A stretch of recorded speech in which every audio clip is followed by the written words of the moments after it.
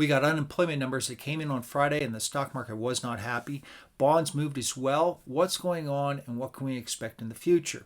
Now, if you've been following me for some time, last year, right around September, October, I put out my 2024 projections for the stock market, and I called that we'd probably see some solid gains all the way through to summertime, moving sideways in the summer. Then September, October, November, December, those 4 months, things could get ugly.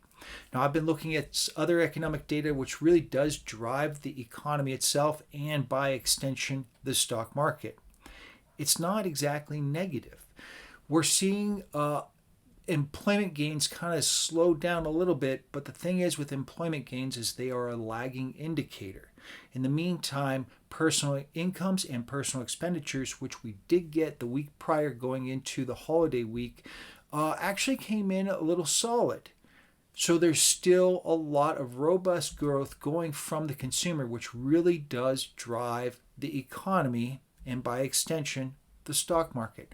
Let's jump in. I'll show you some charts that I'm looking at. Here's a look at non-farm payrolls. Now, we had some revisions over the previous 3 months. There also were revisions before, but BEA.gov has not necessarily updated their numbers on that within the website, and I'll get to that as soon as I can. But as you can see, non-farm payrolls kind of sluggishly been moving sideways for some time. This number was not terrible.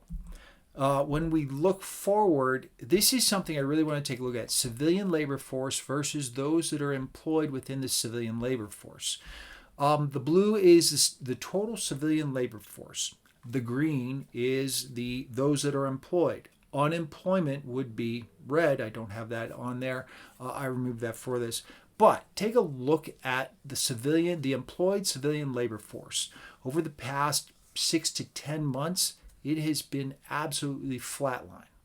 This is important because if there is no employment growth, there would not be more individuals added to payrolls that would contribute to personal incomes, which really drives the rate of growth of the economy. If the rate of growth of personal incomes is increasing because more and more people are being employed, the rate of growth of expenditures does exactly the same thing. That drives revenues for companies. But the civilian labor force is really just flatlined.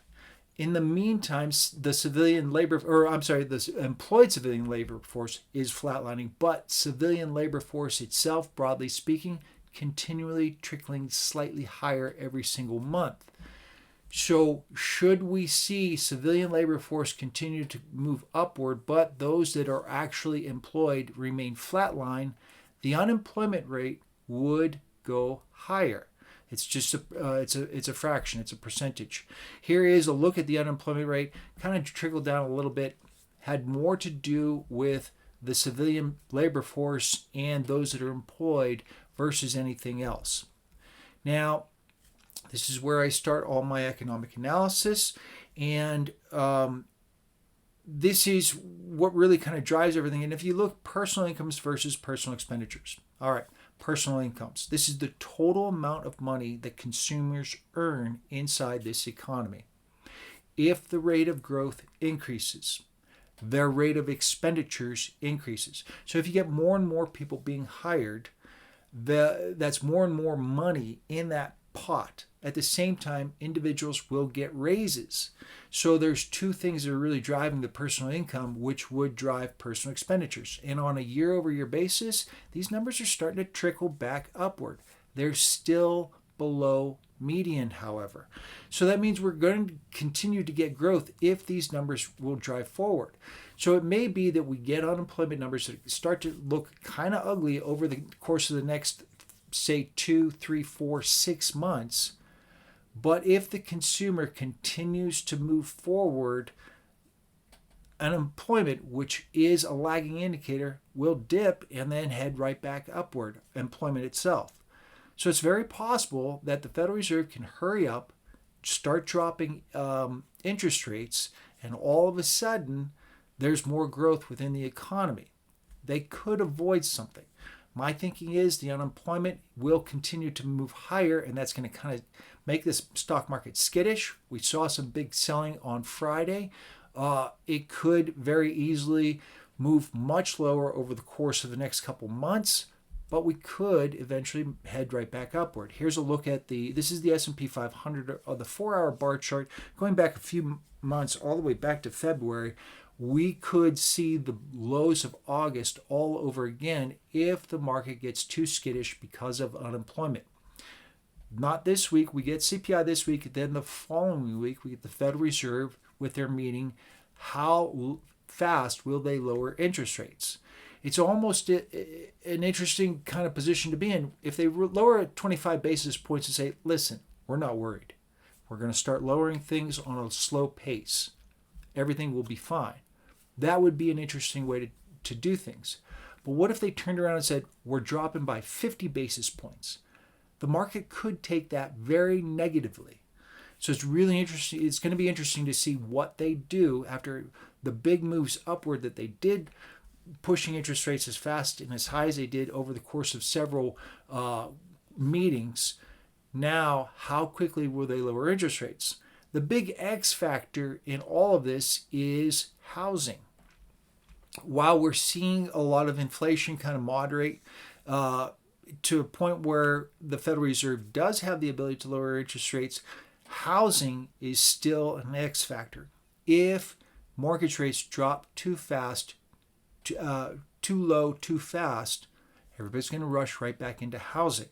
This will drive prices higher. 70% of the inflation that we had previously, that the Federal Reserve is in the process of finishing fighting, that was all housing.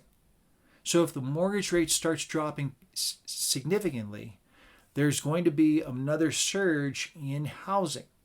That will be something that the Federal Reserve is going to have to deal with. In the meantime, here is a look at the yield on the U.S. 10-year Treasury. And if you've been following me for some time, I had bought TLT stock, several tranches of it, and I'm just sitting on there.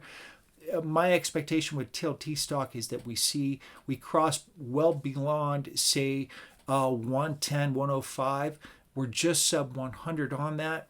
With the Federal Reserve lowering interest rates, this will push things higher. TLT stock will move higher. But it's not a straight line. Why? What's going on there? Real simple. Supply. The federal government is running a massive deficit, and this is a lot of supply. So interest rates themselves are not necessarily moving low rapidly.